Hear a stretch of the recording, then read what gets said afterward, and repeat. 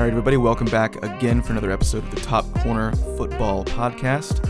I am one of your co-hosts, Julian. Across from me is Jordan. All right, what do we got in the news? Yes, kick us off some new stuff. Let's go ahead and see what we got this week. And I would say,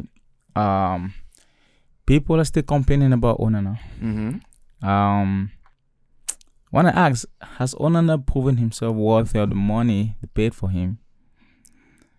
What do you think? The answer is no. The answer is no. Go ahead. Because they paid how much for him again?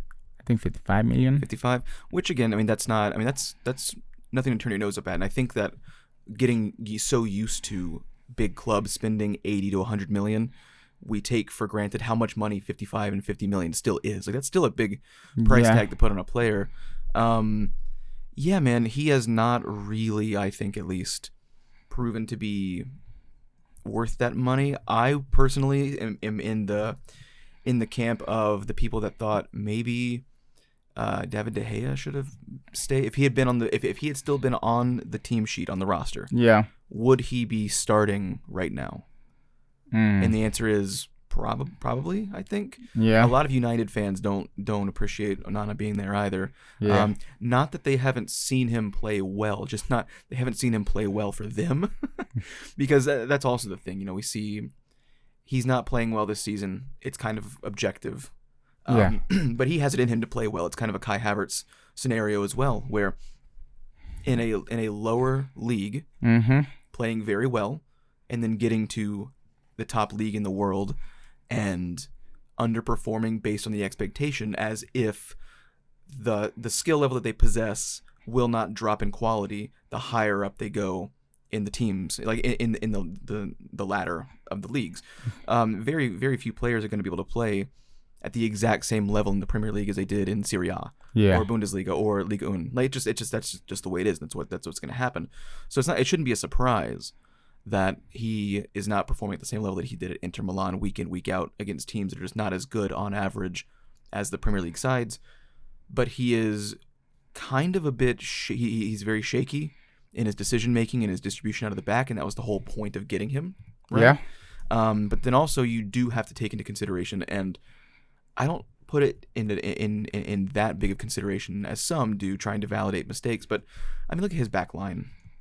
He does not have many options in the back. Constantly people moving in and moving out. You've got Maguire that is not really starting, but is when he does, it's not. He's very shaky. Lindelof is, I think, just slightly less shaky than Maguire. That's a scary prospect. I think that guy is consistently in your back. It is. And again, another player that if he goes somewhere else, I think that he does play well. I think he plays well at a mid-table side in the Spanish league, which is not a big, that's not a knock. That's the second best league in the world. So it's always funny when that's considered an insult. And then Varane, that is past his best years, but is still solid. I think that a lot of the issues are himself, but then also team errors in the back that really then highlight his ability to get frustrated very quickly.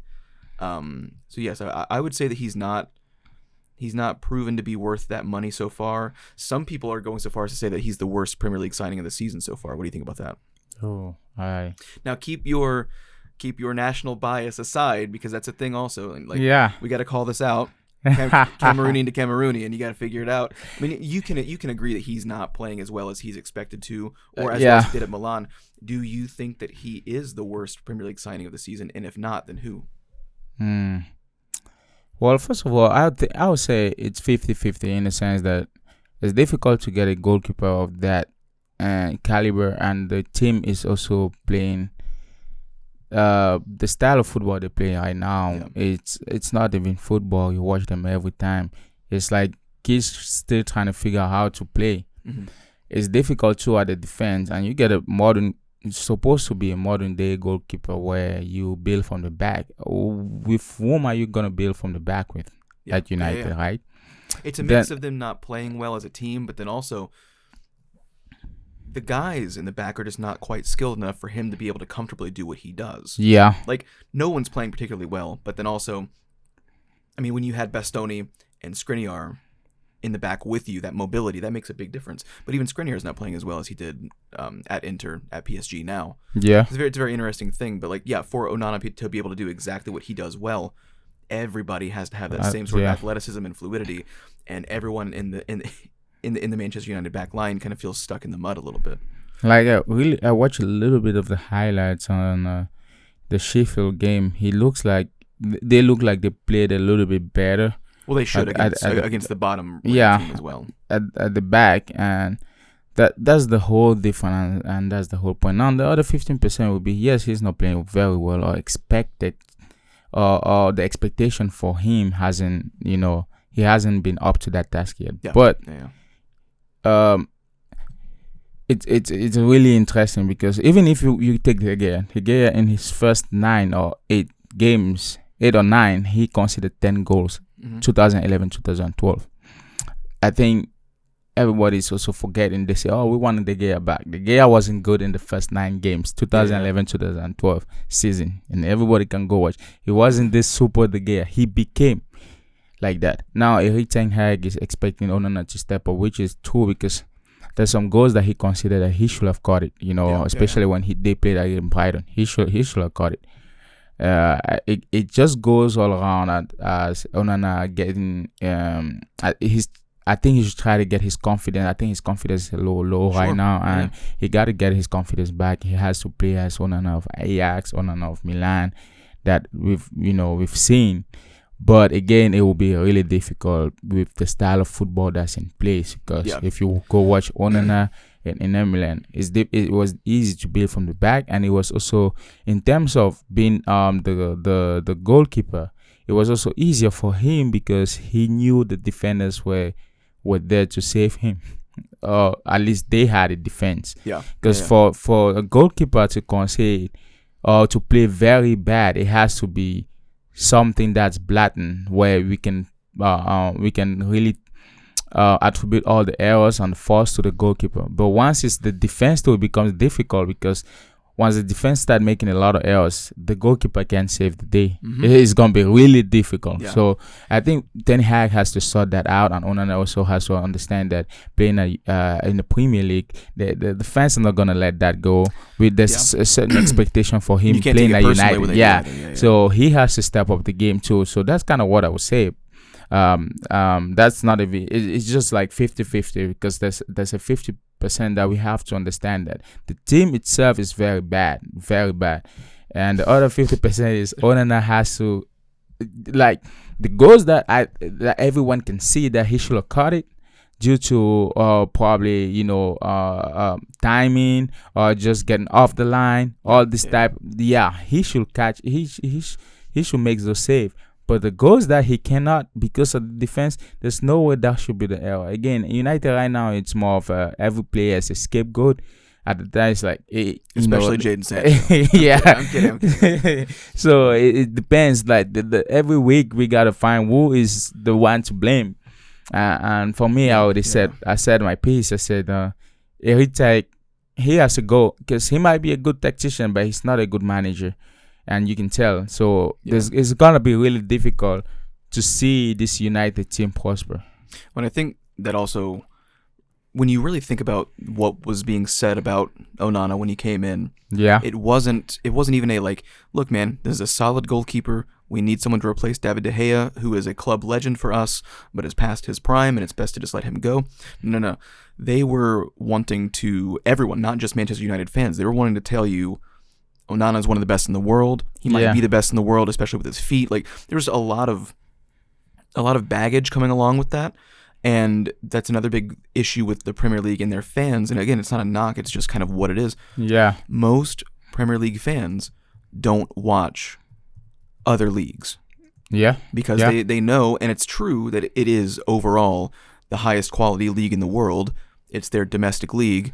Why should they watch the other leagues? And I mean, I have reasons why they should, because a lot of the matchups are exciting.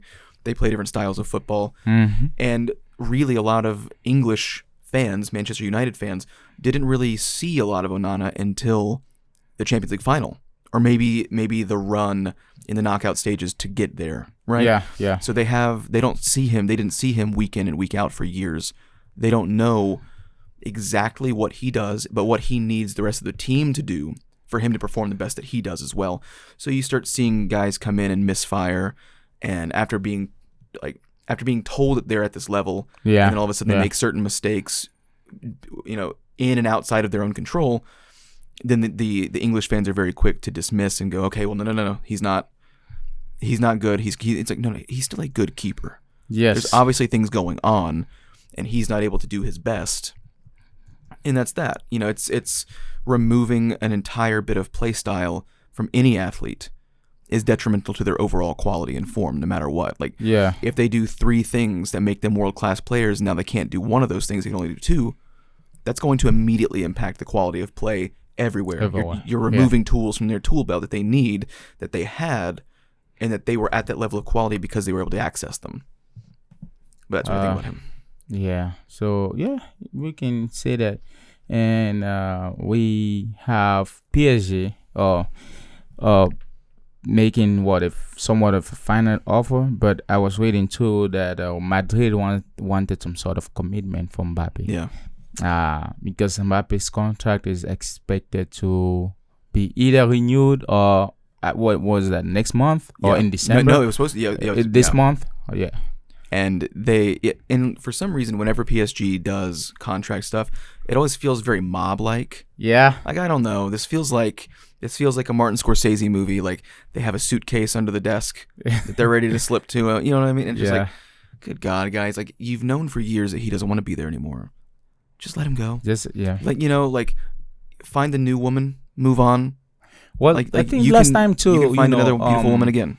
Although they gave that much money, the French president too intervened in the sense that he wanted Mbappe to stay at Paris Saint-Germain too. Yeah. So I think that kind of played a role. But you want him. I understand that you want him. I know exactly why you want him.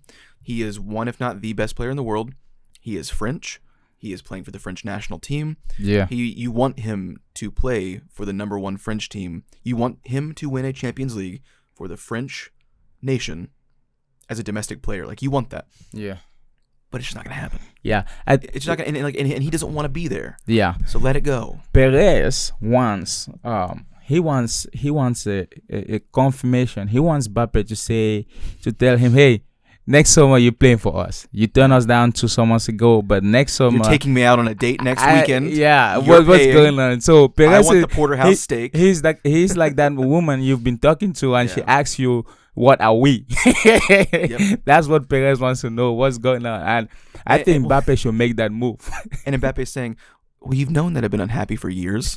Let me out of this relationship. Yeah. And he's like, no, you're going to stay with me forever. And it's like, well, okay. Unlike a relationship, I'm only contractually bound to be with you, and now the contract is up. So that's why I think he should make the move. On the scale of being a great player, or in the conversation of who is what at this time, or at the in this present time, or in how will I say, just in the conversation of the players that we watch every week in, week out, and just say, hey, this is the best, or this is the potential Ballon d'Or or whatnot.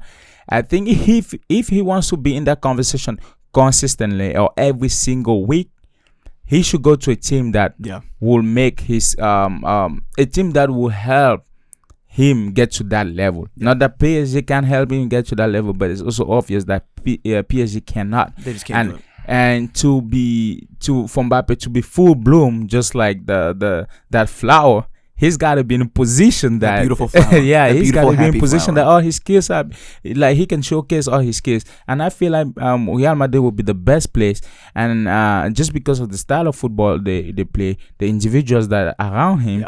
And he has a lot of Frenchmen over there too. So if he's trying to be comfortable, he could be comfortable. Well, and I think that if he really wants to have the legacy that he could have, potentially. And you and I have had this conversation about, like, it doesn't really matter if you're a good person or not, but there is honor. Like a good example, Sergio Ramos, dirty player, but was honorable to the clubs that he's been at. Yeah. So if Mbappe really wants to have a legacy of being a good player, I think he can leave, no problem. But he needs to go ahead and just just right now, go, I am leaving in the summer. But the key is to then play well, work hard, play every week.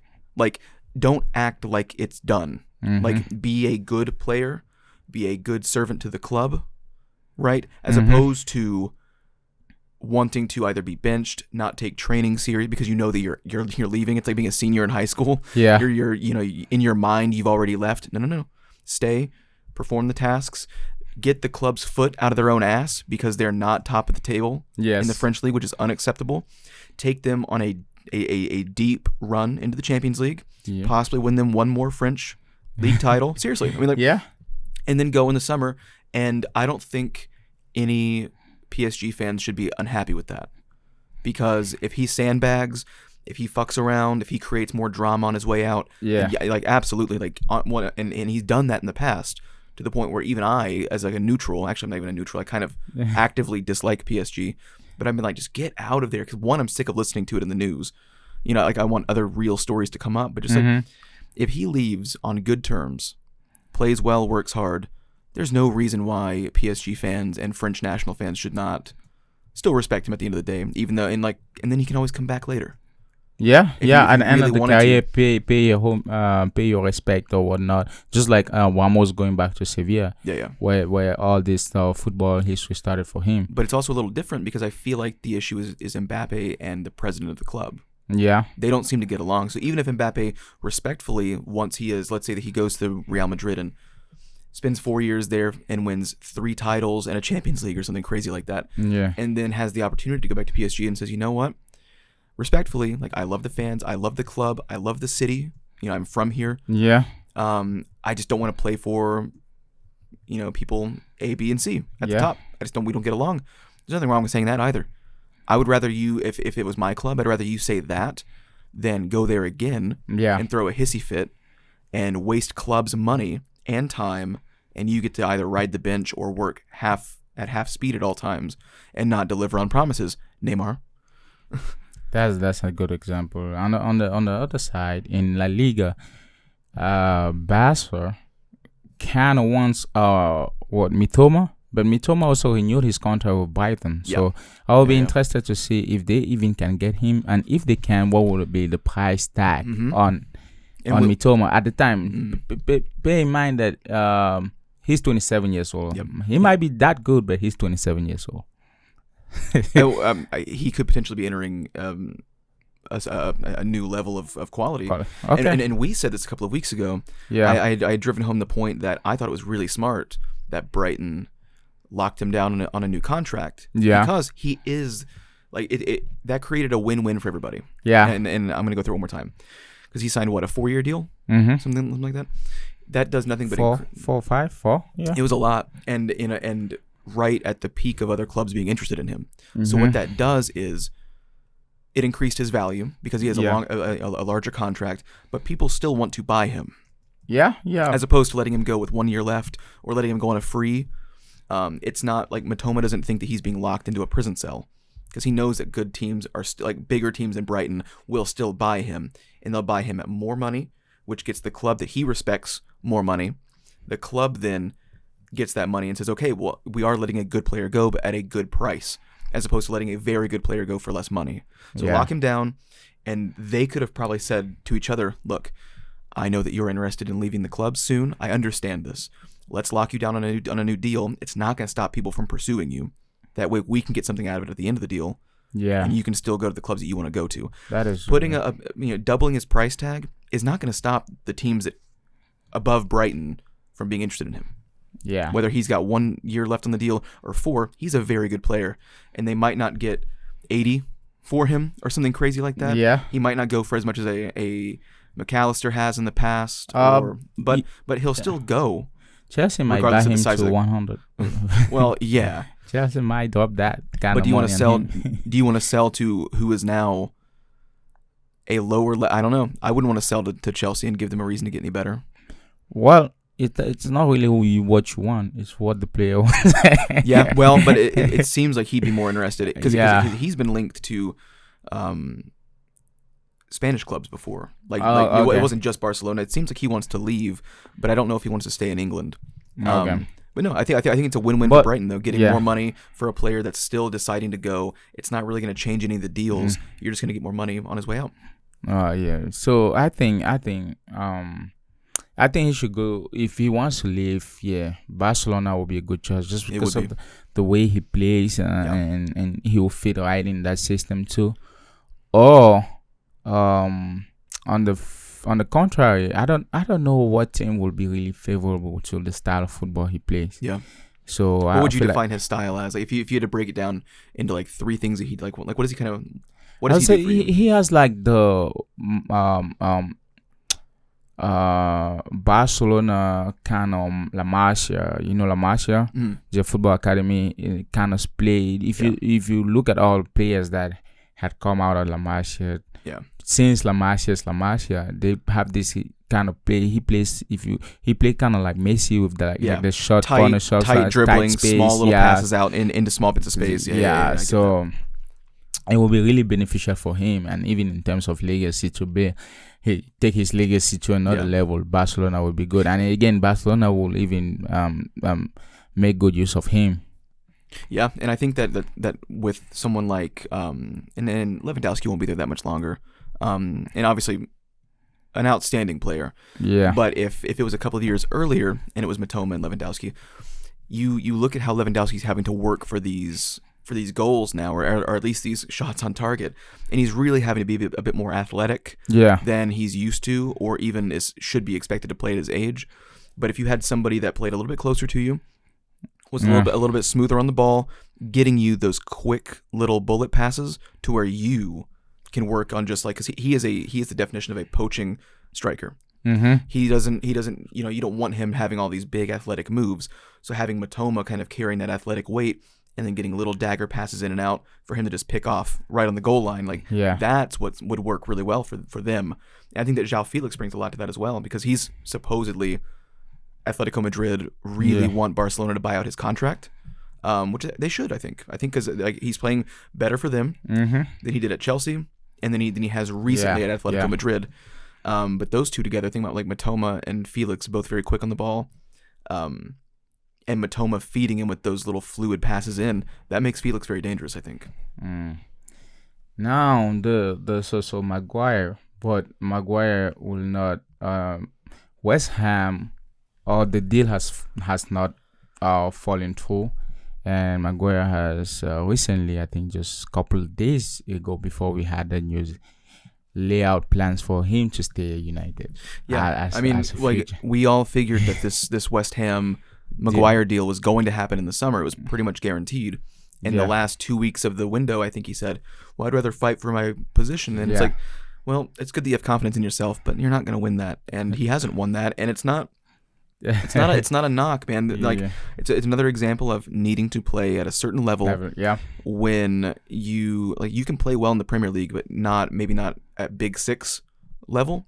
Mm-hmm. And that's what he was at Leicester, and that's a good thing. I mean, part of that amazing Leicester squad, and everybody else went to the big clubs, and he just wasn't one that got there and stayed there and was going to hold their place. Mm-hmm. So there's nothing wrong with going to a West Ham, and this is a good time to go to West Ham as well. It's a good time to go to Villa, to Brighton, to West Ham. We had the conversation, I think, last week where the Big Six is kind of turning into a smaller 10. Yeah, like half of the Premier League table is playing very well. Like that drop of quality has closed in. The Big Six teams are not playing as perfectly as they're expected to. Yeah, and those other, the Brightons, the Villas, the West Hams, they're playing better than they usually are expected to, and it's been very competitive so far. So I don't see an issue with being a starter at West Ham than riding the bench and being ridiculed by your own club, by your own fans. The club hasn't done anything like the Napoli Osimhen stuff, but if there was a player that would have had that done first, it would have been him. But United's a more professional club than Napoli, so that's fine. Yeah, on this weekend though, we had Sevilla Real Madrid. Mm-hmm. That was an interesting matchup. So they held Madrid at 1-1, so they drew. It was interesting because Ramos, interesting enough, if there's a scuffle or some sort of thing involved, you're gonna find one player for sure, Ramos. Yep. But at the start, and at the end of whatever conflict it is. The thing about it, it was interesting enough. He was kind of the peacemaker. He was trying to make peace. That was a new Ramos we saw. You know who pissed me off in that situation? Would they go? No, Camavinga. Oh, he's out. Like, okay, so for those that didn't see it, the scuffle starts like right at the goal line on net. Camavinga's outside the box, just walking up to it, and then all of a sudden starts running, and then gets in there and starts like clawing and like climbing on people. I'm like, get the fuck! You weren't involved. I don't even think you saw half of this shit anyway. Get out of here. That's Camavinga. So he's got to be everywhere. Yeah. Even in the conflict, he doesn't fucking start. Or at a certain point, it's like, yes, you defend your boy, but I'm also the guy. Like, if you're at a bar or something, and I have a friend that's known to start drama, and that drama develops, like, I'm not the guy that just goes up and goes, "That's my friend. What are you doing?" I'll pull my friend aside and go, "Well, what the fuck did you do?" Because I know you, and I'm not gonna have your friend's bag. You're not gonna be out there. It depends on what he did. Like, because there have been times where like I've had a friend like start drama with someone and look at me, and I saw it. I was like, I don't have your back right now. Because like I saw you started. Like, I'm no fool. I'm not going to jail for you. If you start, like, if someone else started this, then yes, you and I, we can fight them to the death if that's exactly what you require me to do at the time. But if you start the shit, like, I don't know. He did not make anything better at all. And he has Ramos playing the peacemaker, which that was very funny. But that was a very interesting game as well. Madrid's defense looks very shaky. Oh yeah, always. David Alaba, man, I don't know what they need to do. Like, I know that Ancelotti said he closed the summer transfer window early. I think he needs to open the January window early as well. Like, it's like they need someone to come in, even if it's on loan. Yeah, because it's not working. They need a central back, and it's hurting Rudiger's play as well. Yeah, because don't get me wrong, I don't think that he's playing as well as he did last season or maybe his last year at Chelsea. But when you have someone next to you that's playing so out of form, it affects how you play as well. Yeah. And he's dragging him down in the process, despite Danny Carvajal having a pretty good game himself. Yeah, that's crazy because like this game, he was up there. He was. I think he might have been the man of the game, the match of the. He might have a concussion from that save on the line. Do you remember that? Man of the match. He took it right off the head, man. I was like, God damn. And it's interesting now. I think he hadn't scored in such a long time, so he scored, and he scored from a header. That was crazy. Yeah. Ramos had a pretty good game. Yeah. That clearance, I think 34th minute, he had a pretty good game. So he's playing up there. It's interesting to see Ramos at that age still wanting, still trying to play at that level. And still trying to fight. Speaking of the age and still playing well, I thought that Ivan Rakitic had a pretty good game as well. Yeah. He had some good chances, and like it's nice to see those guys still at one of the four biggest Spanish sides. Playing very well and taking the number one Spanish team, or at least in terms of their high profile, to a draw.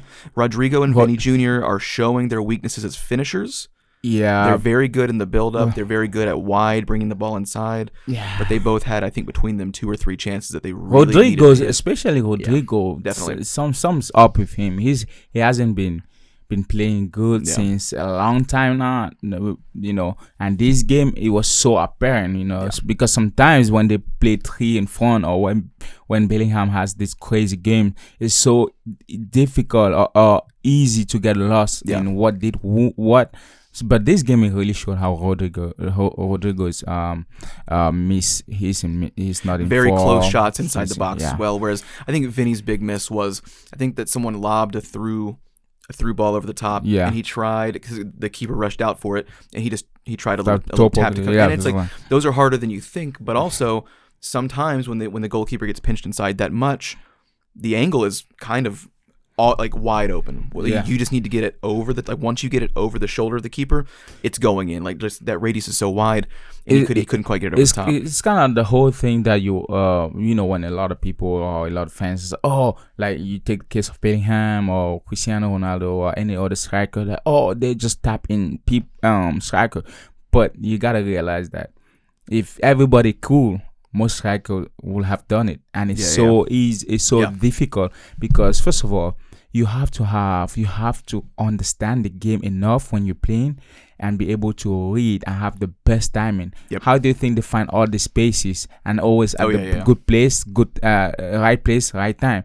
That's because they have been so good at finding these spaces and reading the game, so they'll always be in position to tap in score. That shot was kind of the opposite of what you're used to seeing. What you're used to seeing is a keeper that's closer to the net and defenders that are further back, to where you have more space between you and the defender, and you've got to pinpoint exactly where the ball is going. This was different, where the object that you're working around was just so close to you. The shot is wide open behind him. It's just getting that very tight, immediate angle. Yeah, and just he wasn't kind quite of able to do like that. the action. I forgot who shot it, but Bellingham was kind of there, and he managed to put the ball in position for, what was that, not Alvarez, was it Valverde, to come in and kind of score, but it was disallowed. Yes, that was very early on. So just to kind of show how good he is at reading the game and always trying to find the spaces. But overall, it was a pretty interesting game, you know. Yeah, and then and Cruz is still dangerous. From Cruz set pieces, will always man. give you that He's you know. ridiculous. I think that's why I say Real Madrid right now, in terms of transitioning, they are doing it the right way. Perfectly, So almost. senior players still there, you know, giving the game to the younger player and just slowly fading out. But when they're in, the impact is always they're so impactful in the game. Yeah. You see Kroos, you see Modric. Man, they play sometimes you're like, oh, they kind of like the best player in the field. And when How you is he, have all 30? these youngins. So Well, no, because like the goal from Carvajal was a set piece from Cruz, and then son of a bitch, unfortunately, had an awful game. Toward the end of the first half, Cruz had an amazing cross in from a set piece that Alaba just missed. Yeah, it just ricocheted off his shin in the wrong way. And I just think if that was, because you usually do have your defenders tight in the box and those set pieces because of their height. He's not very tall, but if Militao was there, he probably would have gotten that in. Yeah, and that probably would have been a 2-1. But also, we need to talk about it really super quick. We've been theorizing, like, when is the goal scoring machine of Bellingham going to slow down a little bit? I think it happened. Yeah, and I'm not saying that he won't score again, but that early run where it's just like you could not stop this bastard from scoring, and scoring late. I do think that it slowed down to a reasonable level, because it was unreasonable at first. Well, I think that's why I say, right, if you put a striker, I'm talking about a real striker, or someone that will always score or will always convert, it will be so dangerous, because now they could have some sort of duo between the striker and Bellingham, and it will be really good, because Rodrigo and Vinicius, sometimes I feel that a little bit selfishness, you know. So and it's funny because, and again, I think we've talked about it once or twice before. We're talking about this goal scoring machine. We're talking about this kid. He's not a striker. He scores so many goals, and you talk about him scoring so many goals and putting him in a position to score goals, that you feel like you're talking about a forward. No. You're talking about a number 8 who spent most of his time playing as a 6. Yeah. And now is all of a sudden like a mix of, like, he's like a false 9 kind of situation. Like what is going, like, we're talking about a player needing to play at a world-class level at a position that he doesn't play, but he still does it for the most part. He's just not quite. It makes me wonder, right, if you have a good striker, or if you have, that's why I want Mbappe to go to Madrid. So if you have someone like Mbappe and Bellingham, because Mbappe is not selfish too, and Mbappe is really good at feeding, you know, doing these through passes or whatnot when he sees spaces. So with Bellingham ability to find the spaces, what could be of Bellingham, you know? So that's an interesting thing. On the in the EPL, we had City Brighton. It was a pretty interesting game. Watching the game, I thought it was going to be a hard tactical game, just like Arsenal City. But it wasn't. It wasn't what I expected it to be, especially from Brighton. and you can also see and tell the immaturity of the players themselves, and just also the team is kind of a newbie. Well, you also have Pep Guardiola on the other side. The master is always is still a master. So it wasn't what I expected to be, but it was a pretty interesting game. Especially with that goal, one, I think Jeremy Doku has phenomenal energy. Yeah. He feels like a constant threat, even though he did miss several what could have been certain goals of the week.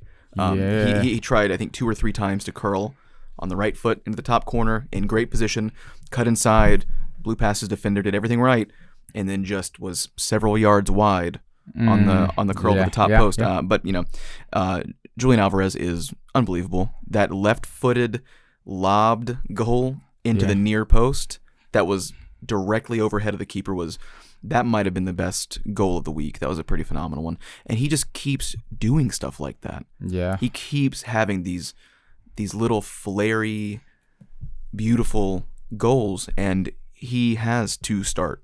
We've talked about this as well. Yeah, Julian Alvarez. He can't come on late. Yeah. He's not like a Trossard where part of the beauty and part of the magic of why this happens is because he comes on late.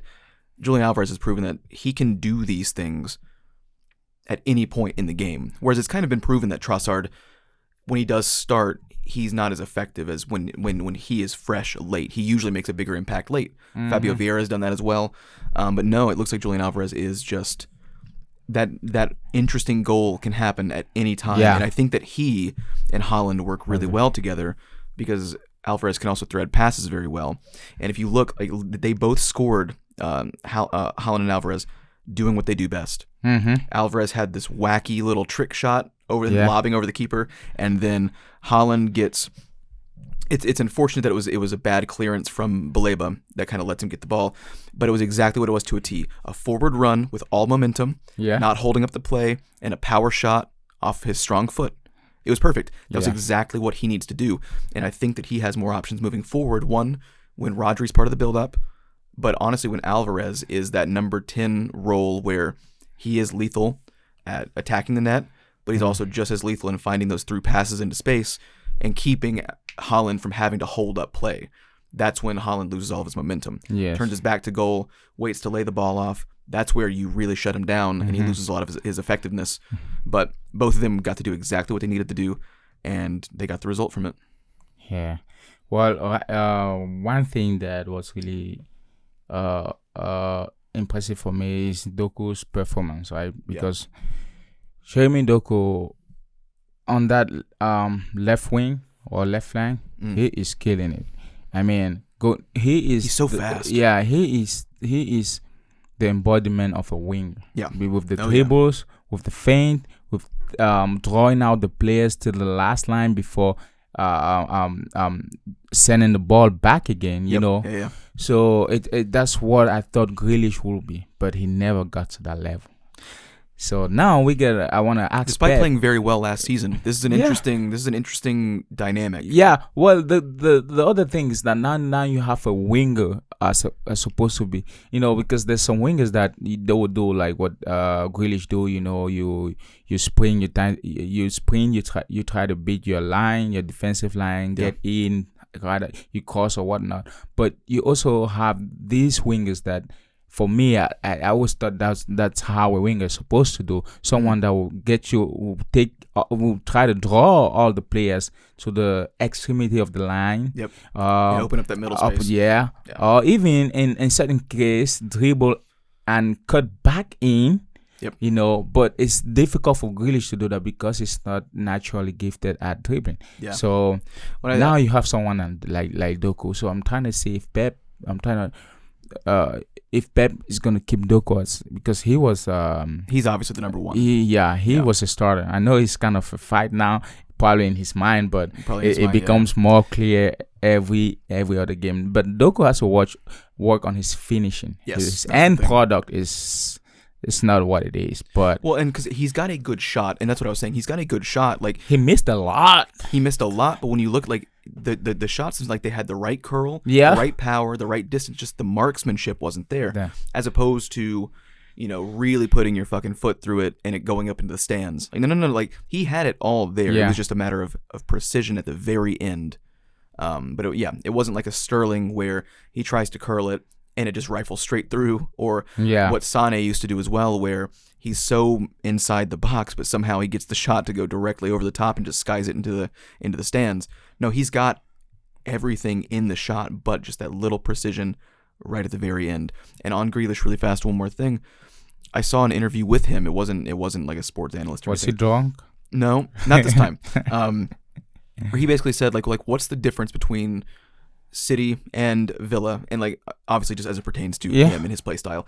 And he was like, the thing is that like when Pep wants you to do certain tasks, he only wants certain tasks, and he's less concerned if that's what you want to do, if that's what you're best at. If he needs you to do that, you're going to do that. Whereas at Villa, the reason that he was so successful was because he was the number one guy, and they basically just told him straight up, like he said that they were like, do whatever you want. Yeah. If you see that this is working, go do that. If the opening is here, go there. Yeah. Like, and he's not allowed to do that, and rightfully so. Like, I think that's the perfect mode for having a star player at a mid-level team. You build everything around what they can do. Whereas, but I you wonder can't do that if he wasn't allowed to do that. Well, I wonder if Pep saw, because also Pep is a visionary, right? I feel like, I don't know, but I feel like he's not allowed to do that at City because probably of the success rate. He might be successful at a little club because we don't really judge the success rate, because once a little club like Aston Villa, once they do good, you don't really want to nitpick every single player. But a bigger club, that's where all these come into play, right? The details. Because if you watch, I think Pep 2-3, when they just got Doku after 1 or 2 games, he said that's a proper winger. That's what he said. So it brings back the question: did he kind of, It was like Jack Grealish at Aston Villa was like being a really good rock guitar player in an average popularity size band, and then all of a sudden you get picked up to go play classical guitar in the orchestra. And a lot of the things that made you work, that freedom, that ability to sort of hit hard, hit often, now all of a sudden you're playing with a bit more grace.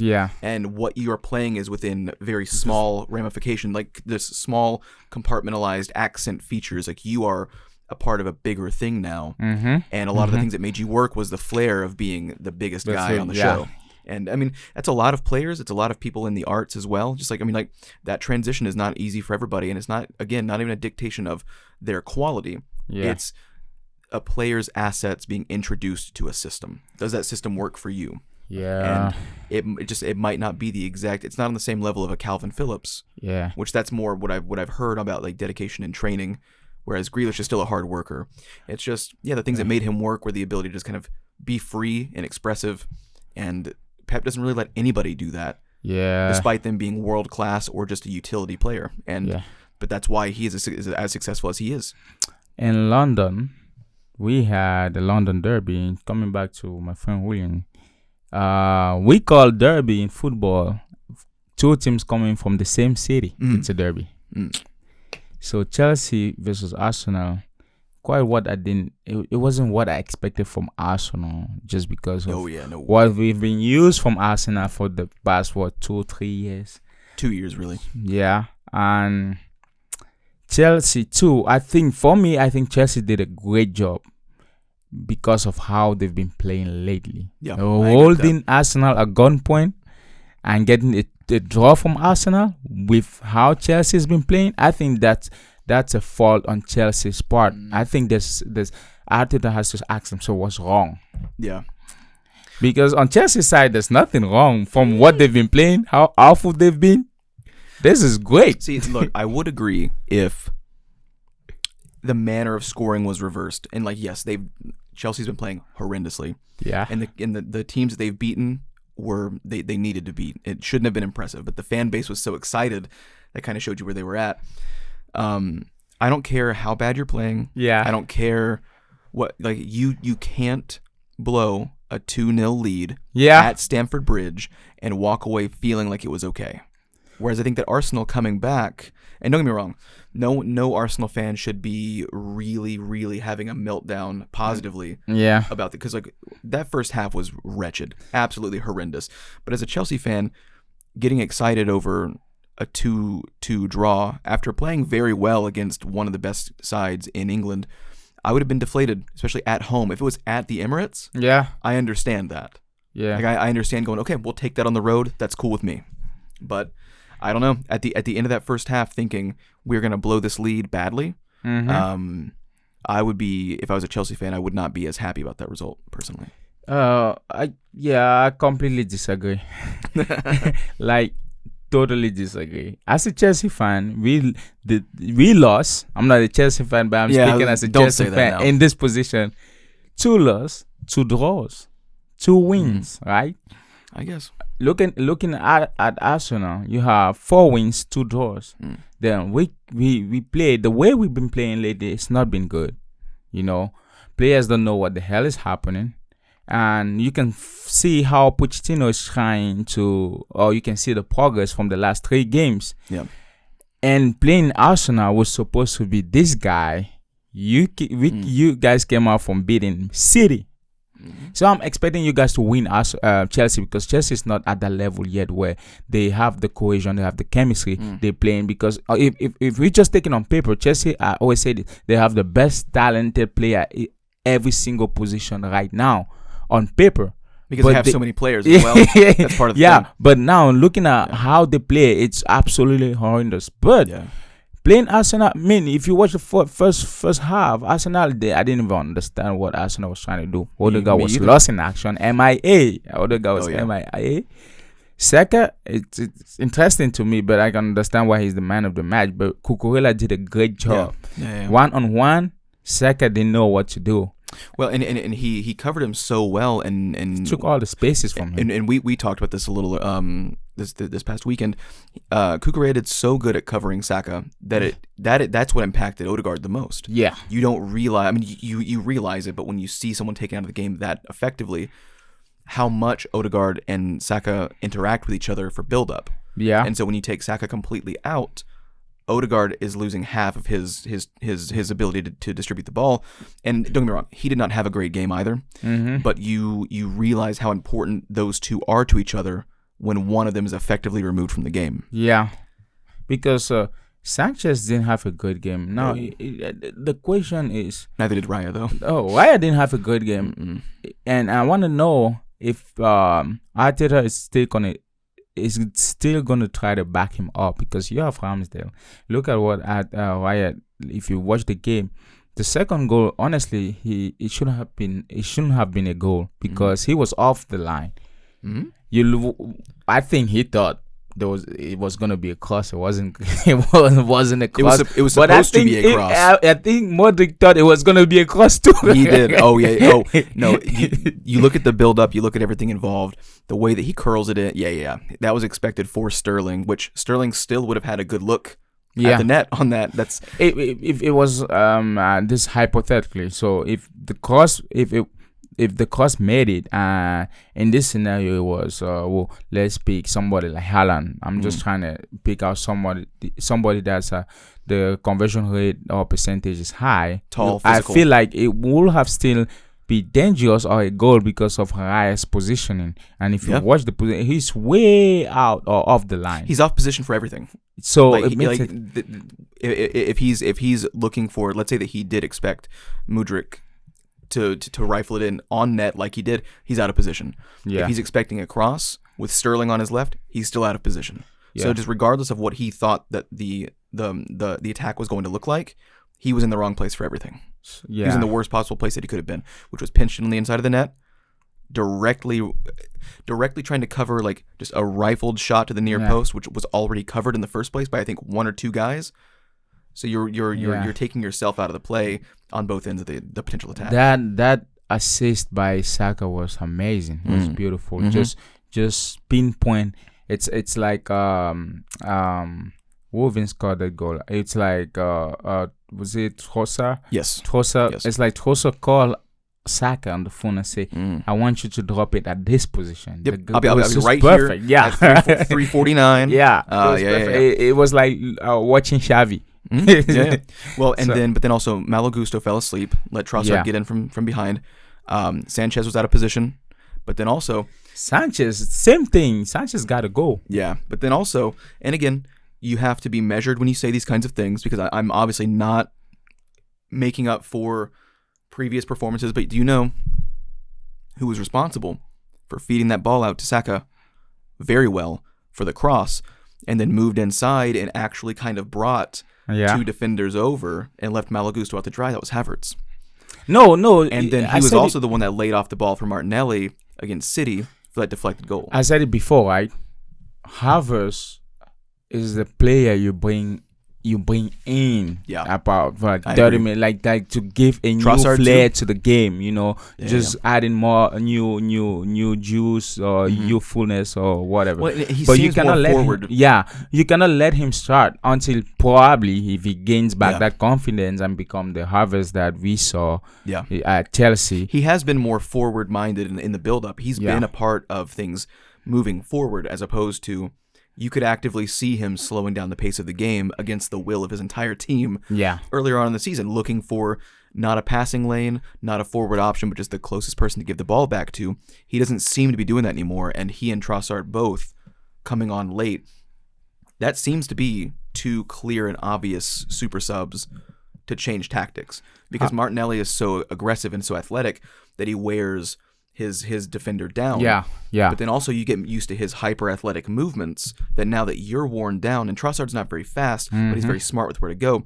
You've been reading Martinelli and being worn down by his pace for 60 minutes. So now all of a sudden you have a change of pace, and you're not used to where Trossard's going to be, and you can get him behind a younger, less effective defender, because Malo Gusto's not a great defender in the first place. He's a very attacking-minded wing back almost, if you really want to be technical about it.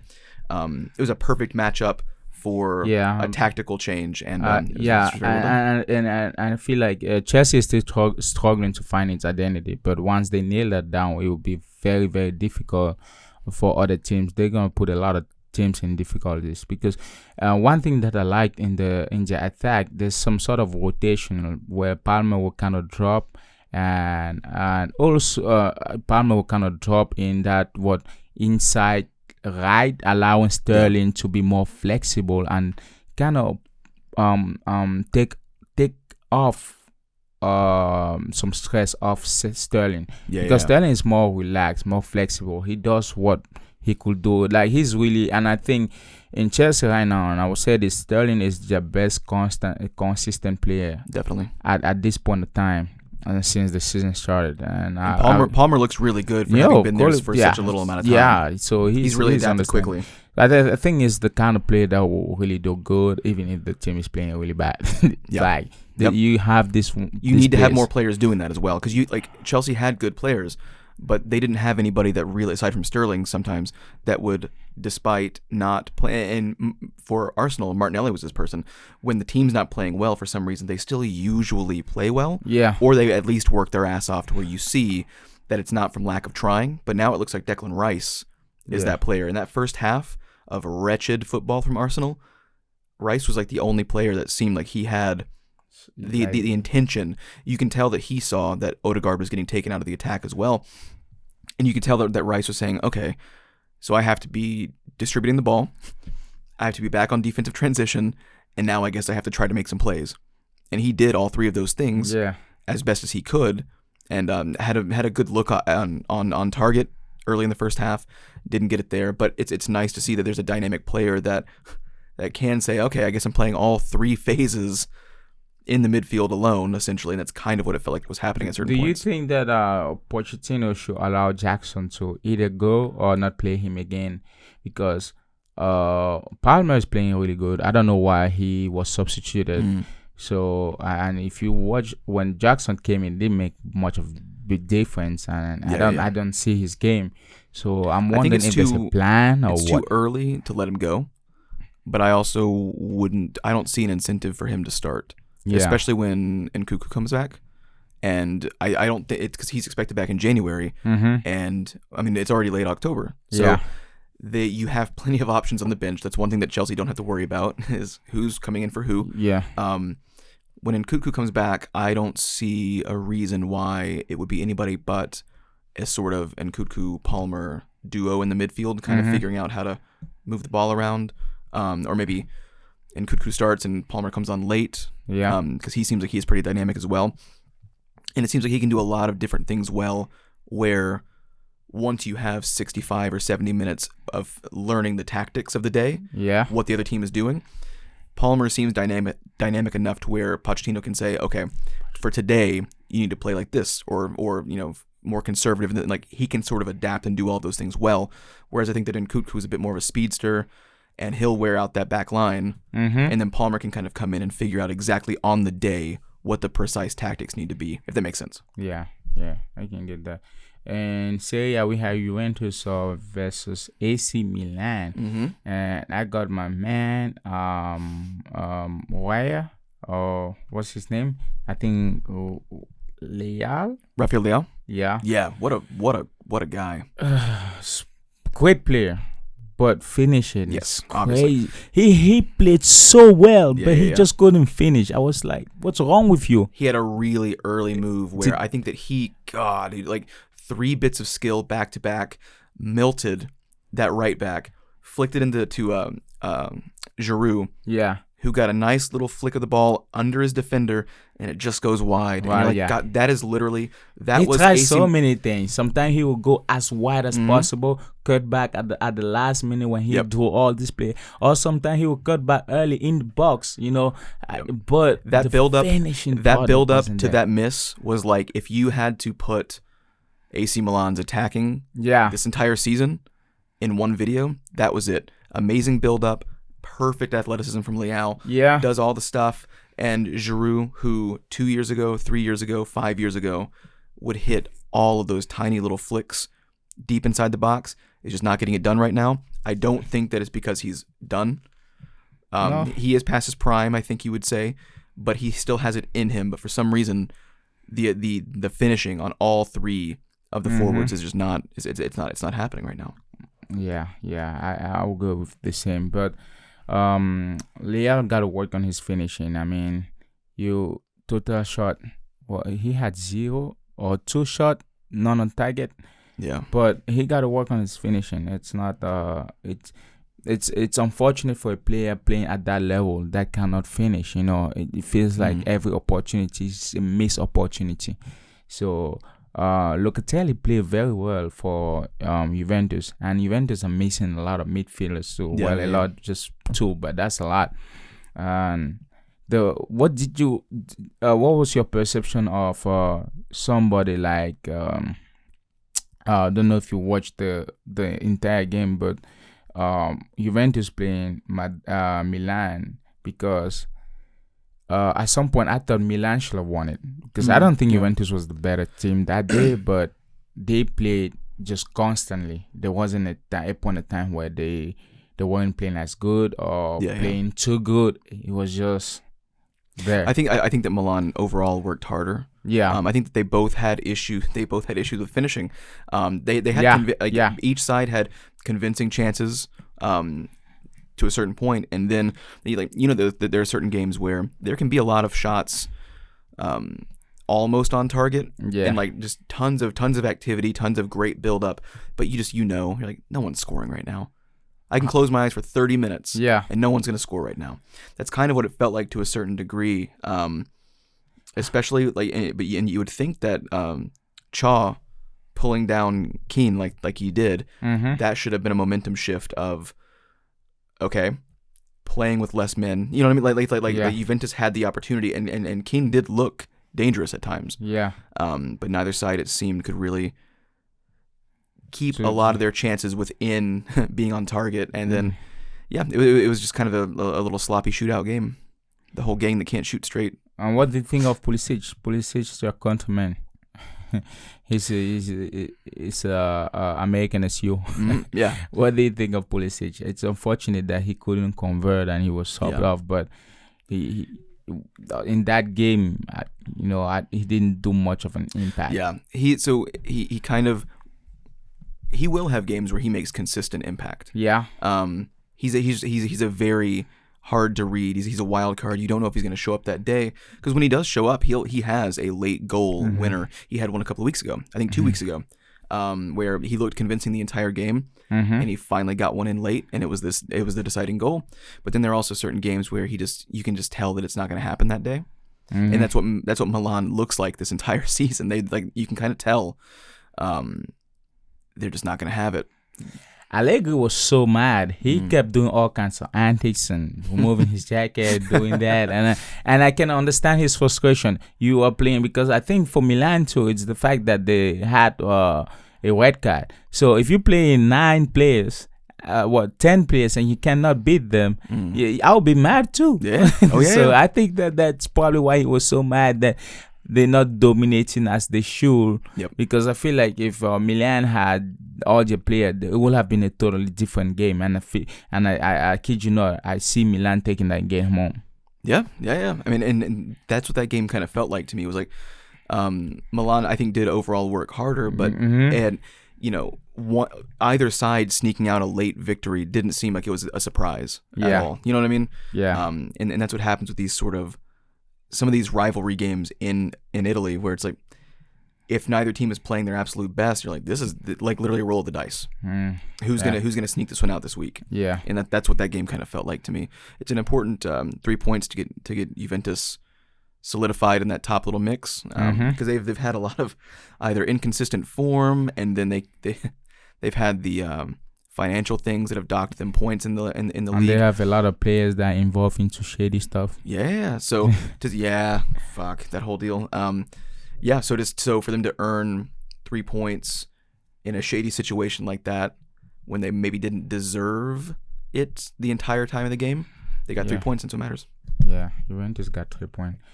We're gonna. I don't have any teams and power rankings for this. I could potentially try off my head, but we're gonna wait and see what the Champions League looks like. And honestly, it'll make sense for us to do the power rankings after the big El Clasico, and then I want to see some midweek games of some sides in the Champions League and figure it out. Yeah, there's the Champions League this week. Yes, we look forward to the games in Champions League. It's gonna be. Yeah, we've got the 3 big ones that we'll probably discuss. We'll probably try to watch one of them in full. I think I know which one that might be. Arsenal Sevilla, Newcastle Dortmund, and PSG Milan. Yeah. I'm definitely gonna be watching the entirety of Arsenal Sevilla, and then probably PSG and AC Milan. That's really my only opportunity to watch PSG is during the Champions League, because I don't have access to Ligue 1 on a regular basis because they're on some fucking stupid service. Wow. They are. Yeah. They're on like. Where do I watch Ligue? Like Fubo or some shit. I think I watch it on on Paramount?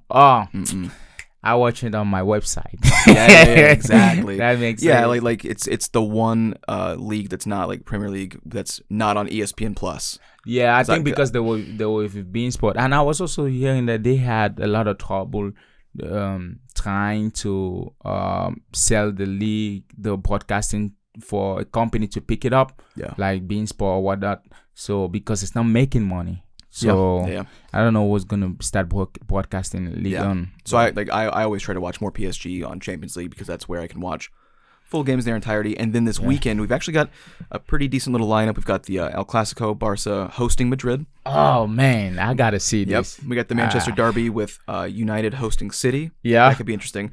And then 2 other games that are, other than that, it's kind of a light one. But you got Liverpool versus Forest, who. Liverpool need that. They'll probably get it, but I could see them getting a little bit of trouble. Forest not immune to upsetting some big 6. Nottingham Forest.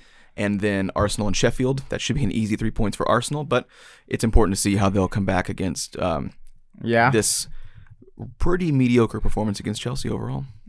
Yeah. And then we'll have some good power rankings based on those. Wow. That is it. That is it. I encourage everyone to go watch the podcast, subscribe, listen to it on Spotify, like and share, and there's gonna be all our links to social medias, and you can go and have fun. Spotify star review. Goodbye.